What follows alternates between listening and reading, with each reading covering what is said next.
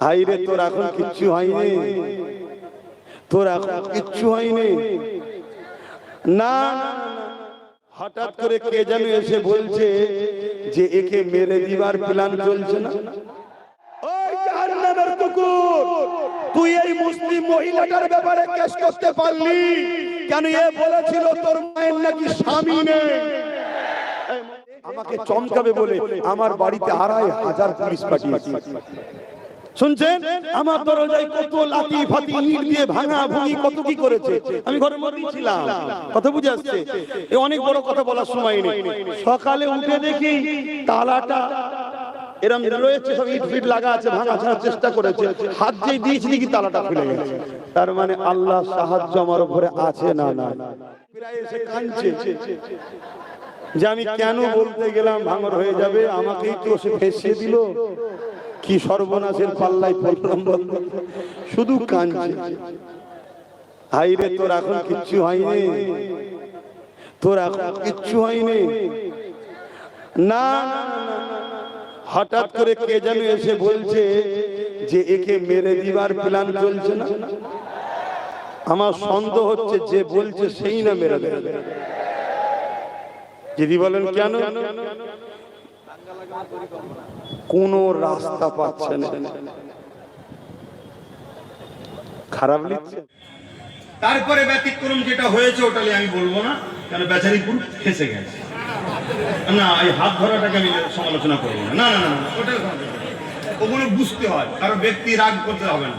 এটা হলো ইসলাম বিরোধী কাজ করে ফেলেছে। বলবেন ওটা কি বিরোধী নয়? ডাক্তারখানায় গেলে অনেক লেডিস ডাক্তার আপনার হাত চিকিৎসা করে না, ওটা ব্যতিক্রম না। চাও বাস ট্রেনে গেলে একেবারে গায়ে গা থেকে যায় না, যায় না, এটা না। চাও ও বেচারি একদম ফেসে গেছে, কথা বুঝে আসছে। ওইটা নিয়ে আমি তর্ক করবো না।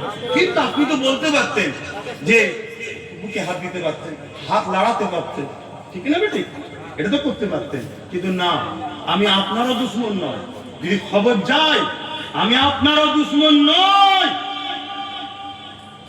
আমি আপনার ভালোর জন্য বলছি, যে সহবতে যাচ্ছেন এরা আপনাদের ঘরে বেঈমান কাফের বানিয়ে ধ্বংস করবে, এদের থেকে দূরে সরে যান। তা আমি এর দুশ্মন হিসেবে বলছি না, একে আমি ভালোবাসি, বাঁচাবার জন্য বলছি। এ যদি হেরে যায় একে আর কোনো দাম দেবে না। দেখছেন না, আমার বাড়ির একজন খুব করেছিল, অনেক অবদান আছে, আছে না নাই? আসার পিছনে 50% অবদান তার ছিল। হ্যাঁ, তেনার সঙ্গে আমার অনেক মতনৈক্য ছিল আর ছিল, কিন্তু কোনোদিন আমি তেনার বিরুদ্ধে বলেছি একটা কেউ টাকা দেওয়া না না না, অত সহজ নয়।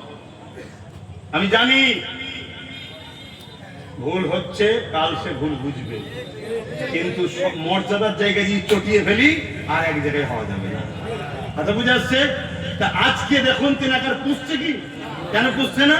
দেখে নিয়েছে এনার পাশে লোক নাই, তাই একটা নতুন মুখ দরকার, নতুন মুখ নিয়েছে, দেখাচ্ছে। এই দেখো, দেখেছো দেখেছো, এই হচ্ছে ব্যাপার। এরা ব্যবহার করছে শুধুমাত্র। তো যাই হোক, আমি কোন কথা বলতে, ইমান আছে না নাই? সাহাবা হুজুররা জিজ্ঞেস করছে